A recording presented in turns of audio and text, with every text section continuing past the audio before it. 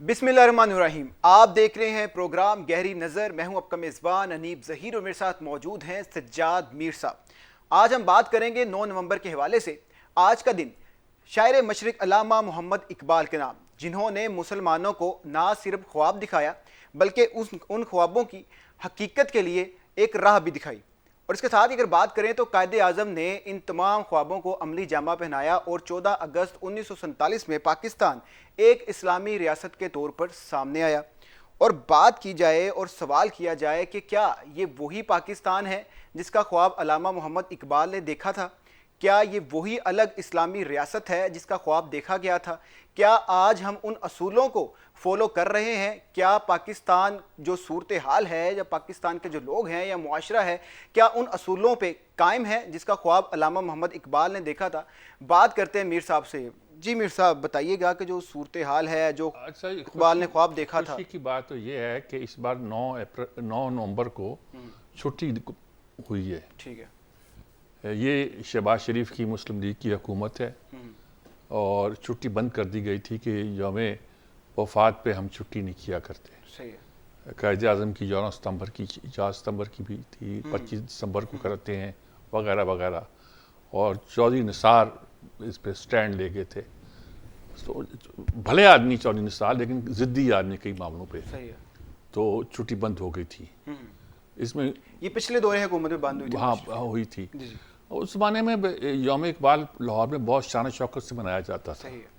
अयूब खान के ज़माने में तो खैर सेनेट हॉल में हर साल जलसा होता था अगर शोरश कश्मीरी जिंदा थे। और जावेद इकबाल हर साल खुतबा भी दिया करते थे। कभी इकबाल और सोशलिज्म, कभी इकबाल और जमहूरियत जैसे हालात होते थे, ये उस हिसाब से बात चलती थी। लेकिन 8-9 साल तक ये ऐसा होता रहा है कि यूसुफ रज़ा गिलानी वज़ीर आज़म थे, उनसे लेकर ये मंसूर अली शाह साहब जो उसको चीफ जस्टिस से लाहौर के, इनको भी बुलाया गया। मुझे उन 8, 10, 12, 14 जलसों में शिरकत का मौका मिला। आरिफ निज़ामी साहब, जो शिरकत का मतलब बोलने का मौका मिला।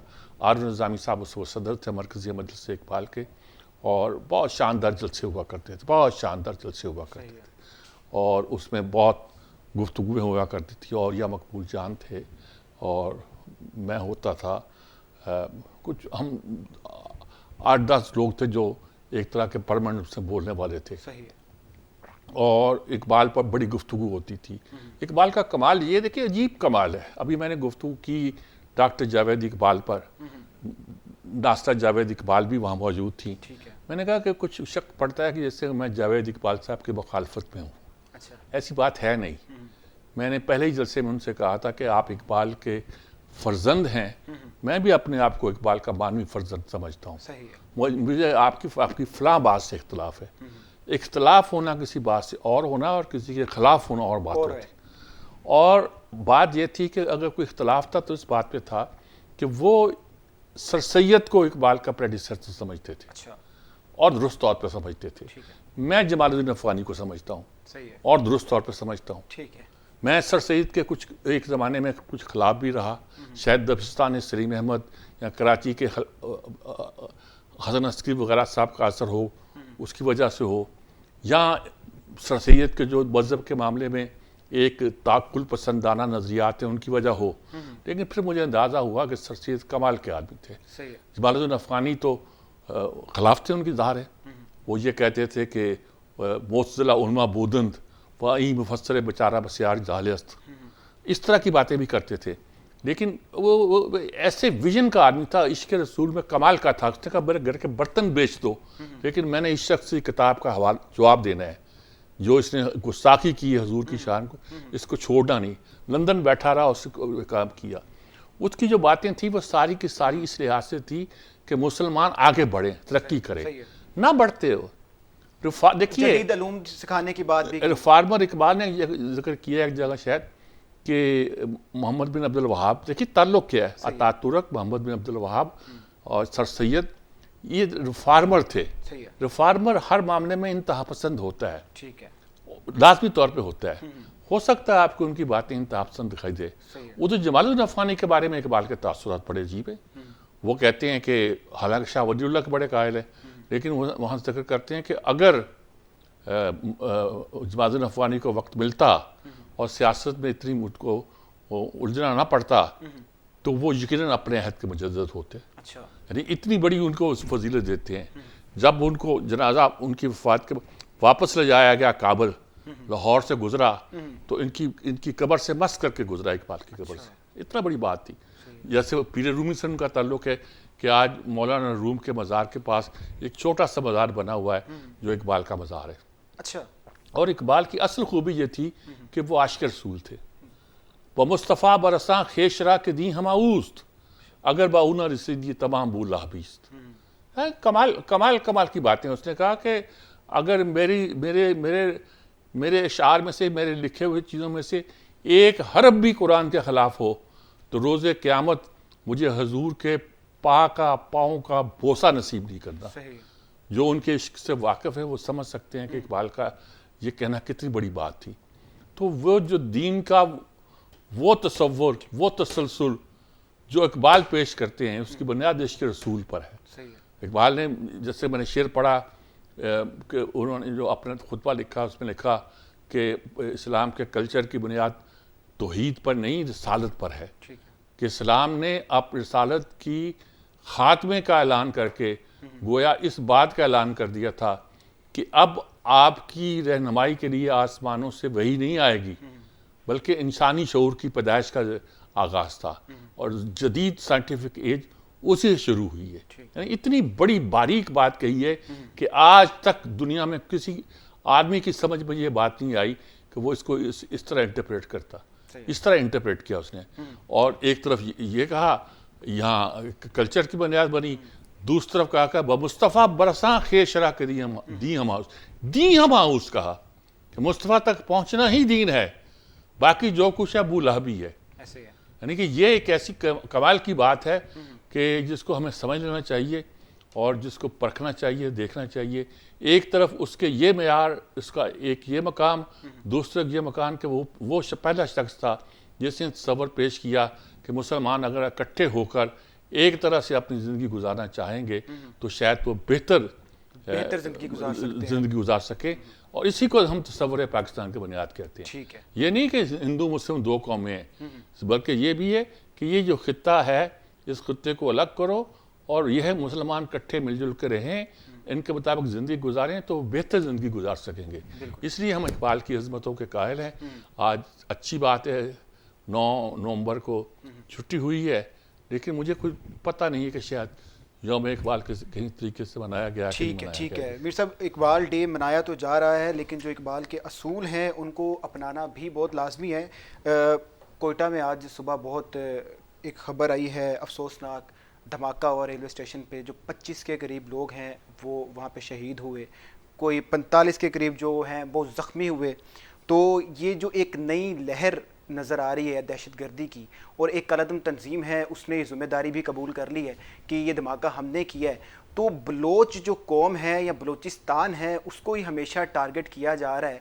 इसके पीछे क्या सिनेरियोज़ हैं, क्या चीज़ें नज़र आती हैं, इस पर क्या मीर साहब कहेंगे आप? देखें, कल ये प्रेस कॉन्फ्रेंस की थी। गवर्नमेंट बातें करने में तो बड़ी मास्टर है, लेकिन उन्हें ठोस इकदाम करने चाहिए। ठीक है। वहाँ कोई 2 कोर के बराबर लेवी जो है वो कंट्रोल करती है। पुलिस के सपोर्ट सिर्फ 10% इलाका है। सही है। बाकी जो इलाका है 90% इलाका वो लेवी के कंट्रोल में है। सही है। लेवी के कंट्रोल का मतलब ये है कि लेवी तो वो उन्होंने बराए नाम वहाँ के सरदारों ने भर्ती की होती है, पैसे मिलते हैं उनको।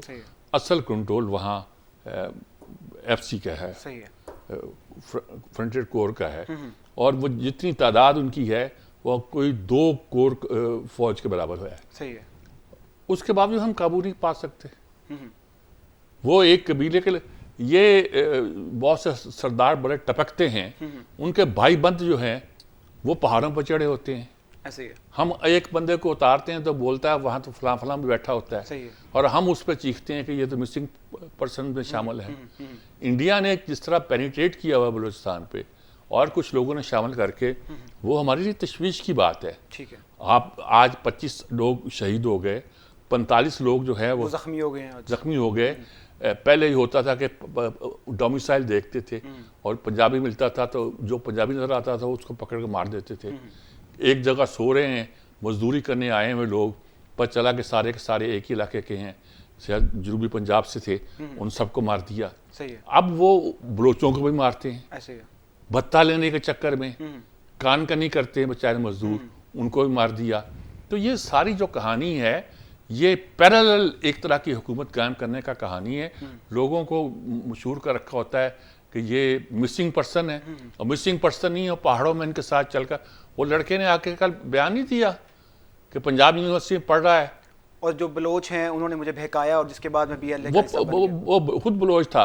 पंजाब यूनिवर्सिटी ने एक इंसेंटिव दिया था कि कोई 100 से ज़्यादा बलोचों को जो था मुफ्त तालीम के लिए यहाँ बुलाया था। सही है। उनके अखराजात बर्दाश्त किए थे। सही है। और उनमें से बहुत सारे ऐसे लोग आ गए और जो बाकी लोगों को भी वर्गलाते थे, और यहाँ ये तासुर पैदा हुआ कि जिन लोगों को हम तालीम दे रहे हैं वो तो उल्टा हमारे खिलाफ चल रहे हैं। ठीक है। अब बलूचिस्तान की हुकूमत ने कहा हम गैर मुल्की यूनिवर्सिटी में अपने लोग भेजेंगे। सही है। और वहाँ उनकी तालीम दिलाएंगे। मेरे साथ पिछले कुछ अर्से देखें, बलूचिस्तान ही खबरों में आ रहा है, बलूचिस्तान में पंजाबियों को भी मारा जा रहा है, बलूचिस्तान में बलूचियों को मारा जा रहा है, बलूचों की एक अलग से तहरीक चल रही है, कलअदम तहरीकें चल रही हैं, जिस तरह आपने बताया इंडिया पेनिट्रेट कर रहा है बलूचिस्तान के अंदर। तो ये तमाम मामलात क्या है? ये एक तरह से जो बलोच कौम है उनको ये एहसास महरूमी में डाला जा रहा है और पाकिस्तान से अलग होने की कोई तहरीक बनाई जा रही है। एक तो गवादर का मसला है, उनको सही है, वो खाया जा रहा है। सही है।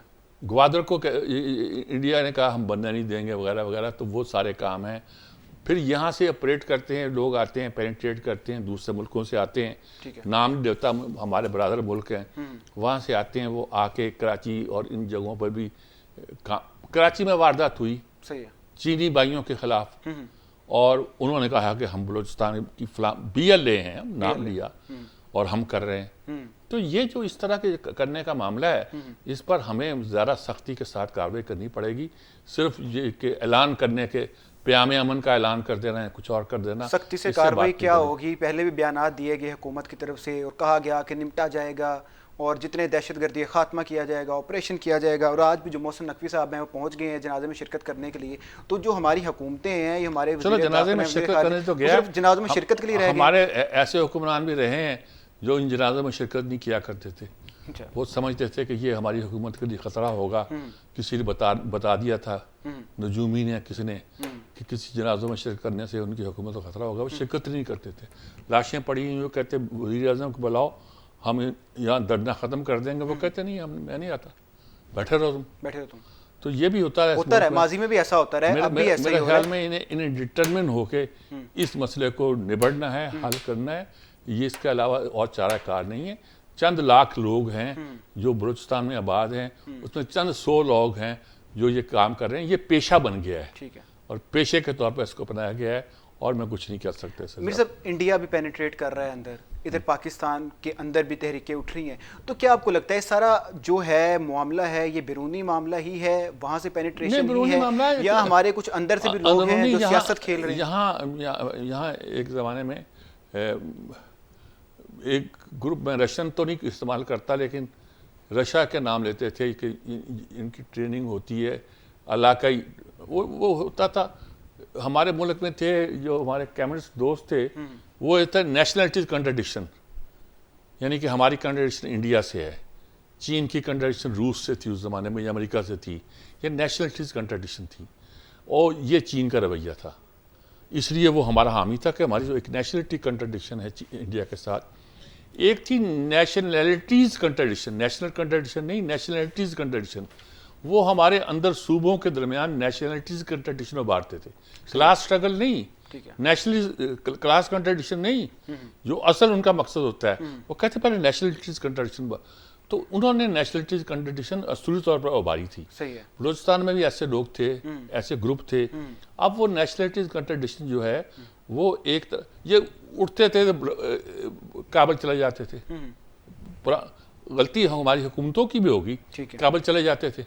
फिर काबल से जब इनको घेरा गया, इनमें एक बहुत बड़ा नाम था, उनको घेरा गया यहाँ जलालाबाद में घेरा गया, तो पाकिस्तानी एम्बेसी ने कहा, कौंसल खाना जो वहाँ था, कि ये हमारा बंदा है, हमारा शहरी, इसको छोड़ो। उसको छुड़ाया गया।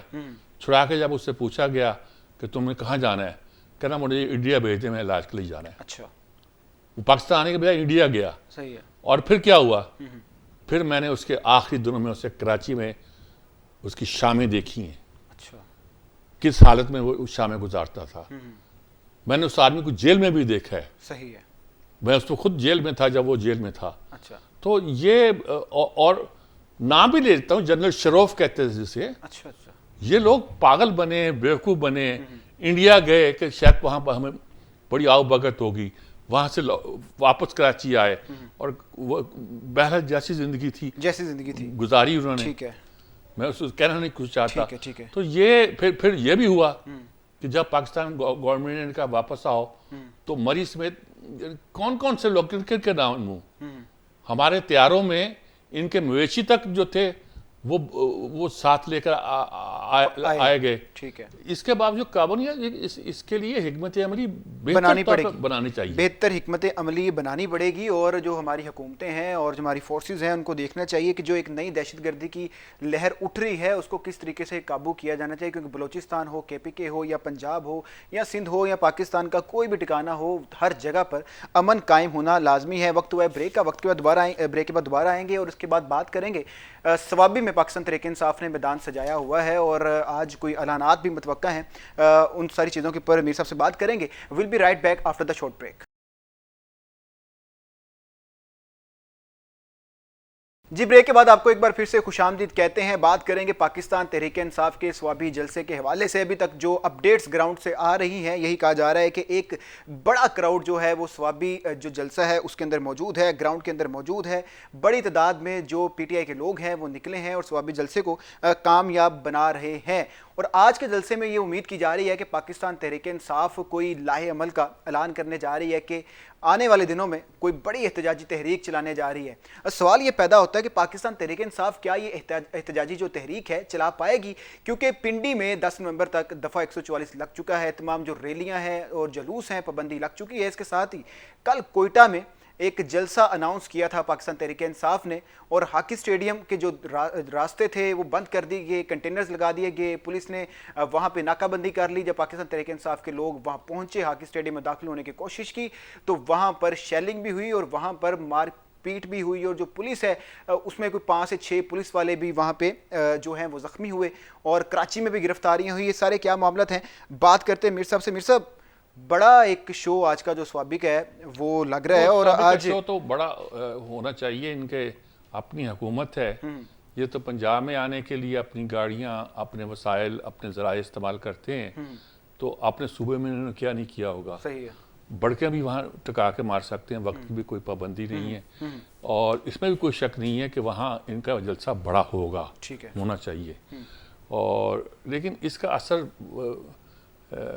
मरकज़ पे क्या होगा, वफाक पे क्या होगा। आप तो इस बानी PTI को छुड़ा लेंगे स्वाबी में जलसा करके, पेशावर में जलसा करके, और पंजाब में वो आपको घुसने नहीं दे रहे।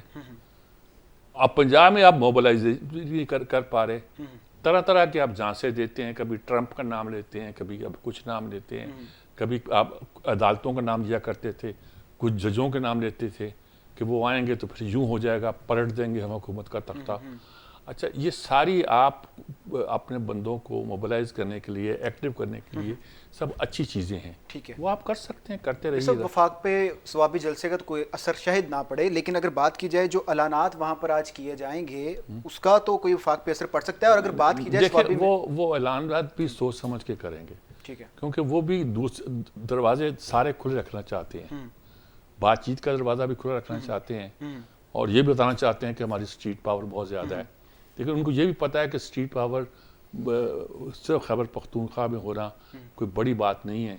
स्ट्रीट पावर आपको पंजाब में दिखाना पड़ेगा। ठीक है, ठीक है, हाँ, पंजाब में दिखानी पड़ेगी। लेकिन अगर माजी देखा जाए पाकिस्तान तहरीक इंसाफ का, तो पंजाब, सिंध और कोई भी पाकिस्तान का शहर ले लें तो बहुत बड़े बड़े जलसे पाकिस्तान तहरीक इंसाफ करती रही है। लेकिन अभी जब से गिरफ्तारियां हो रही हैं, लोगों को पकड़ा जा रहा है, उस वक्त करती थी जब PTI बानी PTI जो थे वो मैदान पे थे, ठीक है, और उस वक्त और सूरत हाल थी। ठीक है, अब मैं ये नहीं कहता कि उनको छोड़ो तो बड़े जलसे नहीं करेंगे, हो सकता है बड़े जलसे फिर कर लें, लेकिन देखिए वो भी अब सोच समझ के चलेंगे। ठीक है, जब उन्होंने बड़ा जलसा करना चाहा था, आर्मी चीफ का तकर्रर ना हो और पिंडी में जलसा करना चढ़ा था और लंगड़ाते हुए वो हेलीकॉप्टर के जरिए आके उन्होंने मुआयना भी किया था और वहीं उनको नाकामी हुई थी।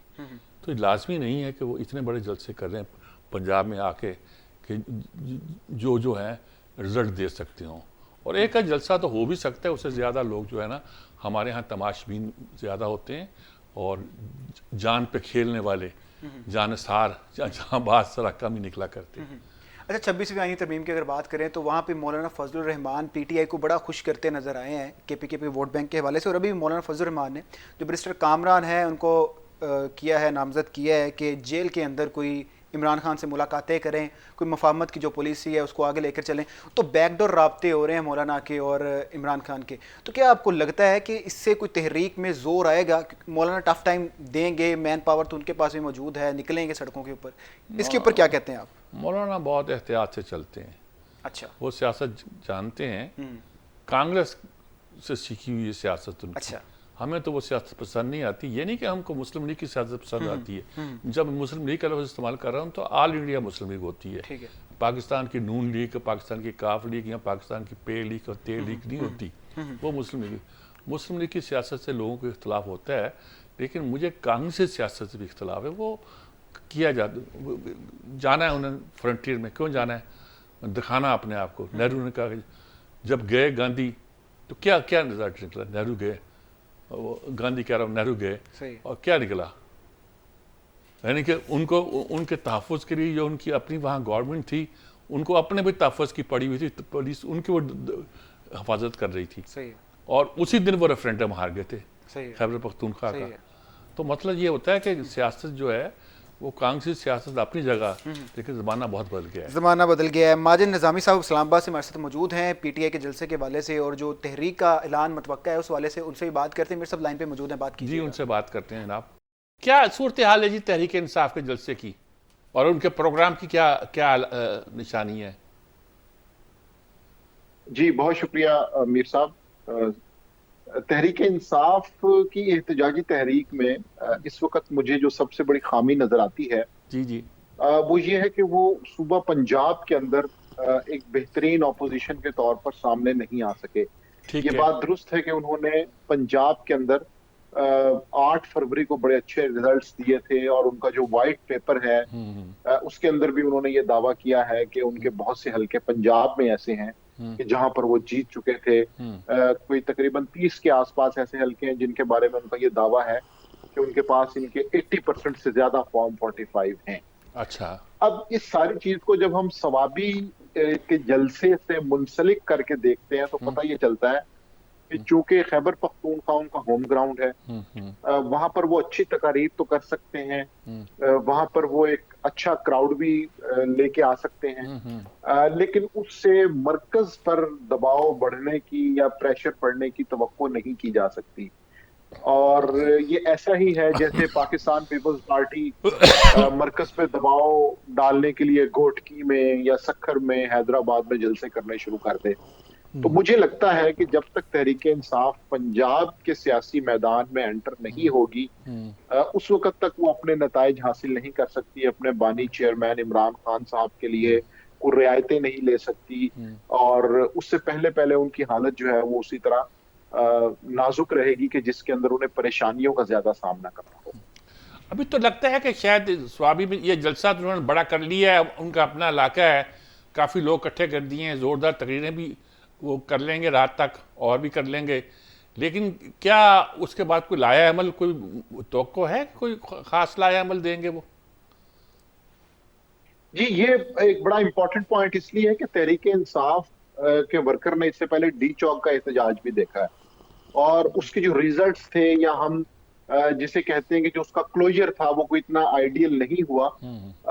इसलिए तहरीक इंसाफ के लिए जरूरी है कि वो अपने कारकुनान को एक तो एक्टिव भी रखे, कनेक्टेड रखे, उनको मायूस ना होने दे, क्योंकि आप हमारे उस्ताद हैं, बड़े हैं, आप बेहतर जानते हैं कि सियासी तहरीकों में जब कारकुनान में मायूसी आ जाती है तो फिर रिजल्ट मिलना मुश्किल हो जाता है। इसलिए सवाबी जलसा भी एक तरह से एक नई रूह फूंकने के लिए है कि देखिए हमारे पास क्राउड है, लोग हैं, जज्बा है, लेकिन वो जो एक है ना फैसला कुन डेट या फैसला कुन एहतजाज, मेरा ख्याल है कि वो अगर इनका कामयाब नहीं होता, या ये उसका अनाउंस करते हैं और मतलूबा रिजल्ट्स नहीं हासिल कर सकते, तो फिर ये सारा का सारा मामला रोल बैक हो जाएगा और फिर तहरीक इंसाफ की मुश्किल बढ़ जाएगी।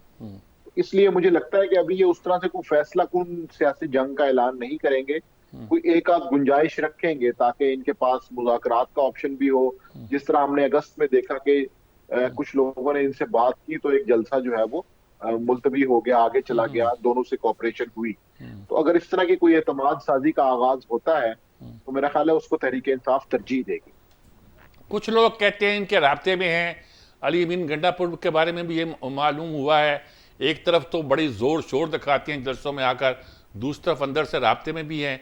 तो बहुत से लोग इनके ऐसे तो नहीं है कि जो बाहर से ज़ोर शोर दिखाते हों वो अंदर से राब्ते में हो, और राब्ता इसीलिए हो कि किस तरह इमरान खान के लिए कुछ कंसेशन हासिल कर लें या अपनी पार्टी के लिए कुछ सहूलतें फराम हो जाएं उन्हें। क्या क्या लगता है आपको? जी बिल्कुल, इस वक्त इस हवाले से कई रिपोर्ट्स हैं कि तहरीक इंसाफ के कई लोग मुबैना तौर पर इदारों से राब्ते में हैं। अब उसकी दो वजूहत हैं। एक तो ये है कि कुछ लोग अपने जाती कंफर्ट हासिल करने के लिए राब्ते में है। दूसरा ये कि कुछ सीनियर लीडरशिप ऐसी भी है कि जो ये चाहती है कि उकाबी रुख बेदार करने की बजाय जरा मुफाहिमत को अपनाया जाए, बातचीत से चीजों को समझा जाए, सिचुएशन को डी एस्केलेट किया जाए। जिस तरह असद कैसर हैं, बैरिस्टर गौहर हैं, इसी तरह अली अमीन गंडापुर हैं। तो अली अमीन गंडापुर तो बतौर वज़ीर आला मुस्तकिल राब्ते में हैं। लेकिन मसला तहरीक इंसाफ का और रियासत का ये है कि एतमाद साजी का बहुत फुकदान है और उसकी बुनियाद पे दोनों फरीक एक दूसरे पे एतमाद करने को, एतबार करने को तैयार नहीं है। बड़ा फूंक फूंक के कदम रखना पड़ता है। कोई एक कदम आगे बढ़ता है तो पता चलता है कि कोई ऐसी चीज हो गई कि जिससे वो सारी सिचुएशन दो कदम पीछे चली गई है। तो राब्ते बिल्कुल हैं, लेकिन वो टाइमलाइन कैसे बनाई जाए, कैसे एक दूसरे का एतमाद हासिल किया जाए, मेरा ख्याल है कि वो खासा मुश्किल नजर आ रहा है इसमें। ये बात दुरुस्त है कि बुशरा खान साहिबा बाहर आ चुकी हैं, अलीमा खान साहिबा उनकी बहन बाहर आ गई हैं, तो इससे पता चलता है कि बहरहाल कहीं ना कहीं कुछ ना कुछ मौजूद है। लेकिन इसको कंटिन्यू करना ही असल मसला है। हमने देखा कि मियां नवाज शरीफ जब मुश्किल में थे पीडीएम हुकूमत से पहले, तो मरियम नवाज शरीफ खामोश हो गई, मियां नवाज शरीफ खामोश हो गए ताकि कुछ चीजों को बेहतर अंदाज में चलाया जा सके। ये चीजें अभी फिलहाल तहरीक इंसाफ के साथ हमें नजर नहीं आ रही। तो वो टाइम लाइन क्या होगी उस पर बात करना मेरा ख्याल है अभी बहुत जरूरी है, क्योंकि उसका भी पता चलाना खासा मुश्किल है। ऐसे तो नहीं लगता कि वो अमरीकी इलेक्शन को कुछ के ख्वाब दिखा रहे हैं अपने कारकुनों को कि इलेक्शन के, अमरीकी इलेक्शनों के नतीजे के तौर पर हमें कुछ सहूलतें मिल जाएंगी और या बानी पीटीआई की बड़ी वाह हो जाएगी? कोई ऐसा तो नहीं दिखाई देता? देखिए, सोशल मीडिया की हद तक या तहरीक इंसाफ के वो रहनुमा जो बैरून मुल्क हैं, उनके बयानात को हम सामने रखें तो ये चीज हमें समझ आती है। दूसरा ये है कि चूंकि ट्रंप भी एक पॉपुलर लीडर है और इमरान खान भी एक पॉपुलर लीडर है और दोनों ने अपने अपने दौर की एस्टेब्लिशमेंट को कहीं ना कहीं चैलेंज किया है, तो इसलिए तहरीक इंसाफ इस चीज को बड़ा अच्छा प्रेजेंट कर रही है और ये बताना चाह रही है कि हो सकता है हमें इससे फायदा हो। लेकिन मुझे लगता है कि रियासतों के जो रियासतों से ताल्लुकात हैं वो शख्सियात की बुनियाद पे नहीं बल्कि मुफादात की बुनियाद पे होते हैं। और दूसरा ये कि अगर ट्रंप ऐसा कुछ करवाते भी हैं तो वो बदले में इमरान खान साहब उनके लिए ऐसा क्या करेंगे कि ये डील कंप्लीट होगी। तो ये एक बहुत बड़ा सवालिया निशान है। तो ये मुझे लगता है कि जिस तरह तहरीक इंसाफ हर 2-4 महीने बाद एक नारा देती है कारकुनों को एंगेज करने के लिए, तो अभी जो डोनाल्ड ट्रंप की जीत है ये भी एक साइकोलॉजिकली कारकुनों को एंगेज करने के लिए अच्छा तरीका है। अब देखें ये कितने महीने चलता है। ठीक, बहुत शुक्रिया आपका माजिद निज़ामी साहब, बहुत तफसील के साथ आपने हमें बहुत सारी बातें बड़ी बयान कर दी हैं। बहुत शुक्रिया आपका। जी मीर साहब, निज़ामी साहब ने एक खामी का जिक्र किया है ख़ास तौर पर कि केपीके के अंदर जलसे कर रहे हैं, मूवमेंट कर रहे हैं, आज भी जलसा बड़ा हो गया, लेकिन पंजाब के अंदर से उस तरीके से मोबिलाइज नहीं कर पा रहे, जलसे नहीं कर पा रहे। क्या लगता है आपको कि जो खामी है ये जो हुकूमत ने इतना डंडा पकड़ा हुआ है टाइट किस्म का, उस वजह से है या लोग नहीं निकल रहे? क्या आपको क्या लगता है खामी की वजह क्या है? नहीं तो वो ये भी कह सकते हैं कि खैबर पख्तूनख्वा में इसलिए निकलते हैं कि वहाँ डंडा पकड़ा हुआ है हुकूमत ने, अच्छा, निकालने के लिए हाँ के आते हैं। भाई आप 1122 की आप गाड़ियाँ लेके आ रहे हैं, आप वो मशीनें ला रहे हैं कि जो कि रास्ते की रुकावटें भी दूर कर सकें, सारे स्टेट के ज़ाहिर इस्तेमाल। आखिर वफाक ने पकड़ लिया, अब आप चीखते फिर रहे हैं। आप कहते हैं IG हम इस्लामाबाद के खिलाफ मुकदमा कायम करेंगे, यानी वाक़या हुआ है इस्लामाबाद में, मुकदमा आप करेंगे पेशावर में बैठकर। ठीक है, तो भाई ये सर मुकदमे वाली बातें तो ये भी होती है ना कि वाकया होता है लाहौर में और मियाँ वाली में FIR कट जाती है और कभी भावलपुर में कट जाती है, तो ये तो हर जमात और ये करती है। और जहाँ तक वसाइल की बात है, तो जब ये इनकी हुकूमतें हैं तो ये भी तो अपने वसाइल इस्तेमाल करते रहे हैं।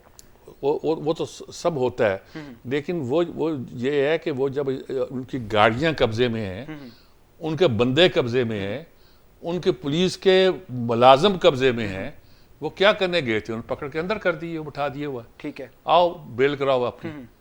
तो जवाब में आप IG पे मुकदमा कायम करना चाहते हो, आपके कब्जे में नहीं है। जब आप ये करेंगे तो फिर देखें। लेकिन मेरे साहब बात तो वो ये कर रहे हैं ना कि जो KPK हाउस है जिसके ऊपर हमला किया गया, वो KPK के जो लोग हैं उनकी अमानत है, उनका घर है। पाकिस्तान तो एक हमला करना, पूरे सूबे के ऊपर हमला करना, तो भी तो पॉइंट हम हमला नहीं किया गया, वहाँ मुजरम को पकड़ने के लिए हमला किया गया था। अच्छा, मुजरम था वहाँ ना, ठीक है, अली अमीन गंडापुर उसका नाम था। ठीक है, जो कहता है मैं छुपा रहा हूँ, मैं पहाड़ियों से उतरा हूँ और पहाड़ियों से छुपता छुपाता 24 घंटे लगाता करता मैं पेशावर पहुंच गया हूँ। सूबे के सर वज़ीर आला हैं, वो मुजरिम कैसे हो सकते हैं? हाँ, मुजरिम था। मुजरिम है, ठीक है। एक ब्रेक का वक्त हो चुका है, ब्रेक के बाद दोबारा आते हैं और बात करेंगे PIA की जो निजकारी है उस हवाले से काफ़ी अपडेट्स आई हैं, उस हवाले से हम इसको डिस्कशन करेंगे। और साथ ही जो पाकिस्तानी क्रिकेट है उसमें कुछ अच्छी खबरें भी हैं, कुछ बुरी खबरें भी हैं, उस हवाले से मीर साहब से तजिया लेंगे। ब्रेक के बाद दोबारा हम आते हैं। Will be right back after the short break.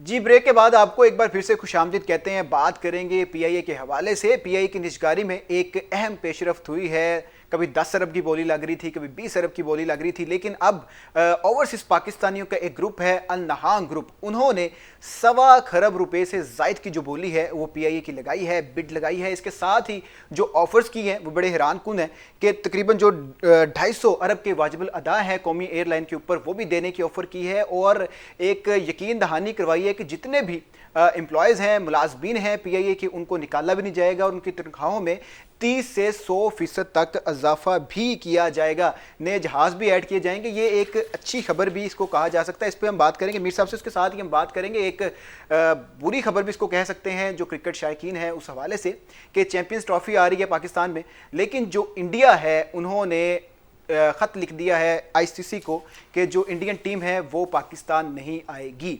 इसके ऊपर पाकिस्तान की क्या पॉलिसी होती है, पाकिस्तान क्या करती है और पाकिस्तान की जो टीम है और जो पाकिस्तान PCB है उसको क्या नुकसानात हो सकते हैं। मेरे साहब से बात करते हैं। मेरे साहब पहले बात करते हैं PIA की निजकारी के हवाले से कि जहां 10 अरब 20 अरब की लग रही थी और ये बहुत एक बड़ा एक बात यह है कि ये तो थप्पड़ है। कल तो हमारे वजीर खजाना भी ज़रा बड़े उदास से लग रहे थे जी जी कि PIA की निजकारी नहीं हो रही, ये मुंह पे बहुत तमाचा है। पता नहीं शायद वो भी कोई ख़ास एक तबका मौजूद है जो पाकिस्तान में बहुत सी चीज़ों की निजकारी नहीं करना चाहता, ठीक है, या करना शो नहीं करना चाहता। सही है। अच्छा, निजकारी की दो बातें, एक तो औने पौने जैसे स्टील मिल बेची थी वैसे बेचती जाए। दूसरा ये है कि जो मुनाफे में बेचकर आप अपनी मईशत को ठीक करें, वो तरीका था। ये दूसरा तरीका कोई नहीं करने दे। 10 अरब की बोली लगाना तो मजाक था ना जी, इसीलिए सब ने कह दिया 20 अरब हमारी तरफ से। सर 10 अरब की बोली लगाना फिर मजाक उड़ाना। हाँ, अच्छा, अब रिजल्ट ये है कि जिस ग्रुप ने भी ये बोली लगाई है, पाकिस्तानी ग्रुप है, तो वो जानते हैं कि जो PIA है ये नाम ही 2.25 करोड़ का है। सही है, 2.25 अरब का। देखो, नाम होता है, ब्रांड होता है, नाम होता है। आपको पैसे चाहिए होते हैं ना, तो पैसे आपने घर थोड़े पड़े होते हैं, आपको बैंक दे देंगे। अगर आप रेपुटेशन वाले हैं तो बैंक आपको दे देंगे। सही है, और आप आसानी के साथ इन्वेस्ट कर सकते हैं। सही है। और उस इन्वेस्ट करने के बाद आपको मालूम है कि अगर जहाज ग्राउंड भी होंगे तो उतनी देर तक जो लाइसेंस आपके पास मौजूद है, उस 1-1.5 साल तक वो लाइसेंस इस्तेमाल करके आप पैसा कमा सकते हैं। सही है। और ये जहाज जहाँ जहाँ जा सकते हैं, इसके मतलब है जो जहाज आप ले सकते हैं वो दुनिया में जहाज खड़े हैं। वेट लीज पे मिल जाएंगे आपको, ड्राई लीज पे मिल जाएंगे आपको, नए लेने होंगे नए जहाज मिल जाएंगे आपको। और ये सारे काम बैंकों के थ्रू होते हैं। अगर आपकी रेपुटेशन मौजूद है तो एक रेपुटेशन का ग्रुप अगर आ रहा है तो अच्छी खबर है मेरे ख्याल में। अच्छी खबर है मीर साहब, जितनी बड़ी बिड लगी है और जो जो ऑफर्स करवा दी हैं इस ग्रुप ने, तो यही जाहिर होता है कि पीआईए में पोटेंशियल तो मौजूद था और पोटेंशियल मौजूद है और आइंदा पीआईए वर्क करेगी। लेकिन जो सूरत हाल है कि बेचने और निजकारी तक मामला पहुंच गए हैं, तो ये चलाने वालों का ही मसला है, एक अदारा नहीं चला पाए। नहीं, वो तो देखें, वो तो आप सारी एयरलाइनें जब 40-50 साल की हो जाती हैं तो उनके जो मुलाजमीन की जो पेंशन ही होती हैं वो एक बोझ बन जाती हैं। बड़े बड़े एयरलाइन, पैन एम बंद हो गई, बीओएसी को ब्रिटिश एयर बन गई, ये हो जाता है, कोई ऐसी बात नहीं है। लेकिन ये है कि हम ज़रा उसको मुल्क का इमेज ख़राब करने के लिए इस्तेमाल करते हैं। एयरलाइन को नाम रख के आप दूसरी तरह चला सकते थे। सही है। वो आपने नहीं किया। सही है। अब उसको भुगत रहे हैं। कुछ खराबियां तो हमें मौजूद हैं, हमारी ब्यूरोक्रेसी में है। ठीक है। वो लोग जो इस काम के लिए लगे होते हैं वो ये काम कर सकते हैं। देखिए, अल्लाह बेहतर करेगा। देखिए, बेहतर करेगा सर। ये भी देखा जाता है कि जब निजकारी होती है तो जो मुलाजमीन है उनको निकाल दिया जाता है, तो अल्टीमेट नुकसान तो पाकिस्तान का होता है। मुलाजमीन को निकालने की बात तो की जाती है, लेकिन ये नहीं पूछा गया अभी तक कि ये मुलाजमीन रखे कैसे गए। 5-6 हज़ार मुलाजमीन पीपल्स पार्टी ने रखे, 5-6 हज़ार मुलाजमीन जो थे MQM ने रखे। ये दोनों जमातें जब आती हैं, स्टील मिल को भी इस तरह तबाह किया गया, PI को इस तरह तबाह किया गया। और बहुत से लोग मुझे डेटा दे गए, एक साहब प्रोफेसर थे, यानी कि बहुत से लोग जो PI के पंजाब के डोमिसाइल पे थे, जो पंजाब का कोटा था उसको फिल करने के लिए, वो पंजाब के नहीं थे, वो कराची के थे। ठीक है। डोमिसाइल पंजाब का बनाया हुआ था। डोमिसाइल पंजाब का बनाया तो PI और इन इदारों में जो कराची में जो स्टेशन थे, बहुत प्रॉब्लम पैदा हुए हैं। सही है। अब मैं उस पर जाना नहीं चाहता। ठीक है। अच्छे तरीके से इसकी निजकारी हो जाए तो इंशाल्लाह बेहतर तौर पर ये एयरलाइन जो है चल जाएगी, बेहतर तौर पे चल सकते हैं। बेहतरी की उम्मीद भी की जा सकती है और दुआ भी मारी है बेहतर तरीके चले। लेकिन बात करते हैं क्रिकेट के ऊपर, जहां एक अच्छी खबर ऑस्ट्रेलिया से आई है कि पाकिस्तान ने बड़ा अच्छा परफॉर्म किया। वहीं जो चैंपियंस ट्रॉफी में इंडिया की पाकिस्तान आमद है उसके ऊपर 100 तरह की बातें भी चल रही हैं और बयानात भी चल रहे हैं। मोहसिन नकवी का एक बयान है, पहले वो सुनवाते हैं आपको, उसके बाद फिर हम उस पर बात करते हैं। जी मीर साहब, उन्होंने तो ये कह दिया कि हम हाइब्रिड मॉडल के ऊपर भी नहीं जाएंगे और इंडिया यहाँ खेलेगा। या अब जो नई अपडेट है वो ये है कि आईसीसी को खत लिख दिया है भारतीय क्रिकेट बोर्ड ने, तो अगर पाकिस्तान नहीं मानता तो पाकिस्तान को बड़ा नुकसान भी हो सकता है। क्या कहते हैं आप? नहीं, बात यह है कि मोहसिन नकवी साहब तो भले आदमी हैं, वो क्रिकेटर तो नहीं है, ना क्रिकेट की पॉलिटिक्स को जानते हैं। बहरहाल जो भी चेयरमैन है पाकिस्तान क्रिकेट बोर्ड, किसी एक्सपर्ट से जानते हैं कि नहीं, किसी एक्सपर्ट से बात करते हैं, उससे अच्छी राय लेते हैं। चलिए एक्सपर्ट से बात कर लेते हैं। हमारे साथ मिर्जा इकबाल बेग मौजूद है, क्रिकेट एक्सपर्ट है, उनसे बात करते हैं। मिर्जा वो लाइन पे हमारे साथ बात कीजिएगा। साहब, 2 बातें आपसे मालूम करनी है। एक तो अच्छी खबर है, अच्छी खबर ऑस्ट्रेलिया से आई है, वो उस पर बाद में बात करते हैं। अच्छी खबर कह लीजिए या कम से कम एक ऐसी खबर जो कि हमें कुछ थोड़ा सा बूस्ट देती है, कुछ हमें एक देती है, एक तरह का एक पॉजिटिव बात बनती है। और दूसरी एक इंडिया से खबर आई है, बुरी खबर तो नहीं कह सकता, लेकिन कम से कम ऐसी खबर है कि हमारे लिए मसाइल पैदा करती नज़र आती है कि वो जो खेलने नहीं आएंगे पाकिस्तान में। क्या सूरत हाल है कि सचमुच ऐसा है, यहाँ क्या सूरत हाल पैदा होगी, पाकिस्तान को क्या करना चाहिए? क्या आप कहेंगे इन 2 चीज़ों के बारे में? देखिए मीर साहब, भारतीय क्रिकेट बोर्ड पहले पसे पर्दा रहकर चीजों को आगे अपनी मीडिया के जरिए ला रहा था कि जी भारतीय क्रिकेट टीम चैंपियंस ट्रॉफी के लिए जो 19 फरवरी से पाकिस्तान में खेली जाने वाली है उसके लिए पाकिस्तान नहीं जाएगा, हिस्सा नहीं लेगा। किसी ऑफिशियल ने भारतीय क्रिकेट बोर्ड के नहीं कहा था, लेकिन वो अपने मीडिया के जरिए ये सारी बातें उड़ा रहे थे। कल उनका जो ऑफिशियल जो उनका प्रेस ट्रस्ट ऑफ इंडिया है, PTI, उसने एक स्टोरी की और उसने कहा कि भारतीय क्रिकेट बोर्ड ने मना कर दिया।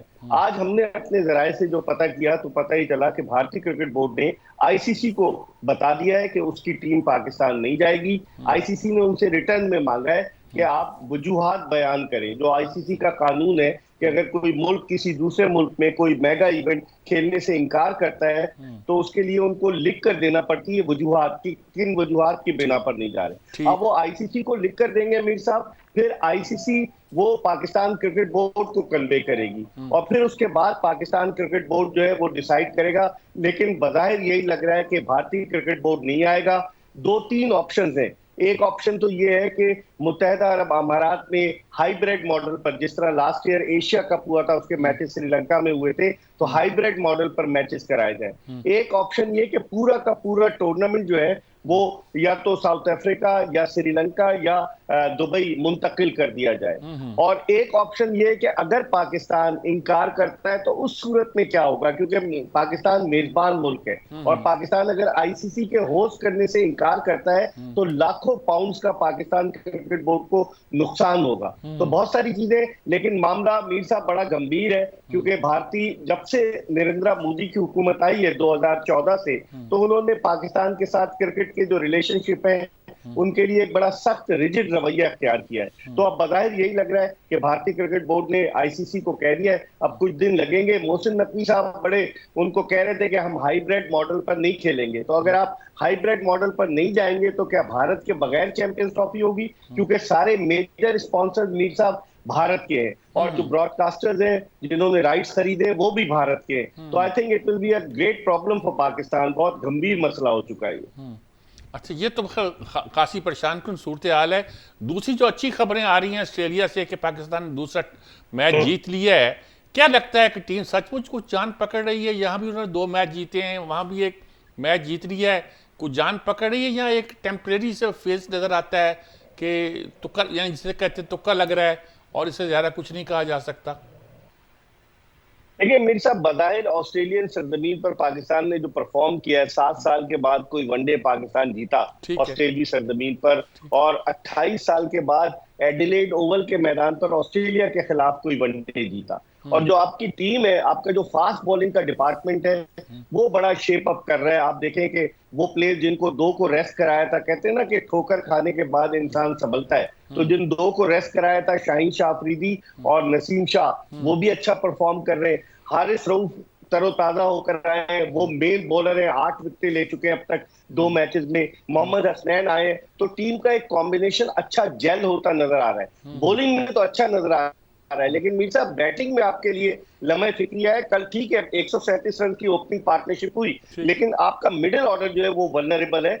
अब हमें खुशी के शादियाने नहीं बजाने चाहिए, दुआ करनी चाहिए कि जो तीसरा और आखिरी वनडे इतवार को जो कि पर्थ में होगा, जिसमें ऑस्ट्रेलिया के 5 मेजर प्लेयर्स नहीं खेल रहे, क्योंकि उनकी इंडिया से टेस्ट सीरीज 22 नवंबर से शुरू हो रही है, तो वो उन प्लेयर्स को टेस्ट की तरफ लेकर गए। तो नए लड़के, नए कप्तान है, जॉश इंग्लिश कप्तानी करेगा, ना पैट कमिंस है, ना जॉश हेजलवुड, ना मिचेल स्टार्क है, ना स्टीव स्मिथ है, ना मार्नोस लबोशेन। जो 5 प्लेयर्स नहीं खेल रहे, उनकी जगह नए लड़कों को चांस दिया है, तो पाकिस्तान के लिए सुनहरी मौका है कि सीरीज जीते और जीत कर सुरखरू हो, क्योंकि पाकिस्तान की वनडे में कारकर्दगी मीर साहब इतनी अच्छी नहीं रही है। लास्ट ईयर जो हमने वनडे का वर्ल्ड कप भारत में खेला था, हम सेमीफाइनल के लिए क्वालिफाई नहीं कर सके थे, और हमारी टीम को इसलिए हमें क्रेडिट देना चाहिए कि 11 नवंबर 2023 के बाद हम पहली मर्तबा वनडे खेल रहे थे, तकरीबन 1 साल के गैप के बाद, और इस दौरान ऑस्ट्रेलिया 9 वनडे खेल चुका था। तो मेरे ख्याल में हमारी कारकर्दगी बहुत अच्छी है मीर साहब। बहुत शुक्रिया आपका मिर्जा इकबाल बेग साहब, बहुत शुक्रिया आपका। दोनों मसलों पर आपने बहुत मुख्तसर अंदाज में बहुत जामे तबसरा कर दिया, बहुत शुक्रिया आपका। जी मीर साहब, मिर्ज़ा इकबाल बेग का ये भी कहना है कि जब से मोदी की गवर्नमेंट आई है 2014 से, तब से क्रिकेट के अंदर सियासत आ गई हुई है और पाकिस्तान इंडिया की जो क्रिकेट है नहीं चल पा रही। दुरुस्त बात है। मोदी, इमरान गया था जब मोदी को मिलने के लिए, तो इमरान ने एक ही बात की कि क्रिकेट का मैच शुरू करो।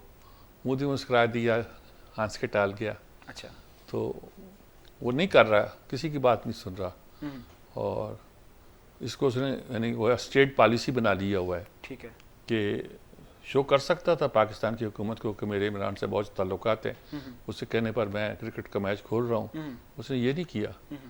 तो बहरहाल अगर इतनी बातों पर हम मुसीबतें डालेंगे तो कल को भुगतना पड़ेगा। लेकिन एक जो बात की है, खदशे का इजहार भी किया है, अगर पाकिस्तान हाइब्रिड मॉडल पे नहीं जाता और पाकिस्तान नहीं खेलता जाके दुबई में या कहीं और, तो लाखों पाउंड्स का नुकसान हो सकता है पाकिस्तान को। ये तो मिर्ज़ा इकबाल बेग साहब इस पर वजाहत कर चुके हैं, उसको मैं कोई कमेंट नहीं करना चाहता, टेक्निकल बात है। ठीक है मिर्ज़ा, बात करते हैं जो ऑस्ट्रेलिया में मैच हुआ है पाकिस्तान और ऑस्ट्रेलिया का, तो एक नई उम्मीद जागी है, अच्छा परफॉर्म किया है, तो आप उसके बारे में क्या कमेंट करना चाहेंगे? जो क्रिकेट शायकीन है बड़ी देर से इस चीज़ पे थे कि यार कोई अच्छी खबर नहीं आ रही। देखिए ये पाकिस्तान टीम अच्छा खेली है, बस बांग्लादेश बुरा नहीं खेला था लाहौर पाकिस्तान में। ये समझिए कि जैसे बांग्लादेश पाकिस्तान में अच्छा खेला, हम ऑस्ट्रेलिया में अच्छा खेले हैं, हम इंग्लैंड के खिलाफ अच्छा खेले हैं, लेकिन परमानेंट बुनियादों पर हमें मजबूती से खड़ा होना है और वो रीबिल्ड कर रहे हैं इस टीम को। ठीक है, और मेरे ख्याल में रिबिल्ड हो जाएगी। ठीक है, हमें परमानेंट बुनियादों पे, क्योंकि काफ़ी लंबे अरसे से जो पाकिस्तानी टीम है वो हार से दो चार हो रही थी, लेकिन अब कम बैक किया है, जो फास्ट बॉलर्स हैं उन्होंने भी कम बैक किया है, तो ये खुशी कब तक बरकरार रहती है जो क्रिकेट शायकीन है। और दूसरा चैंपियंस ट्रॉफी के हवाले से जो इंडिया ने जो रिटर्न में दे दिया है उसका क्या रिस्पॉन्स आता है, पाकिस्तान उसका क्या रिस्पॉन्स देता है, ये भी देखना बाकी है कि क्रिकेट शायकीन को जो चैंपियंस ट्रॉफी है वो पाकिस्तान में देखने को मिलेगी या हाइब्रिड मॉडल पर जाना पड़ेगा। आज के जो प्रोग्राम का वक्त है वो ख़त्म हो गया है, कल फिर से मिलेंगे। देखते रहिए गहरी नज़र। अल्लाह हाफिज़।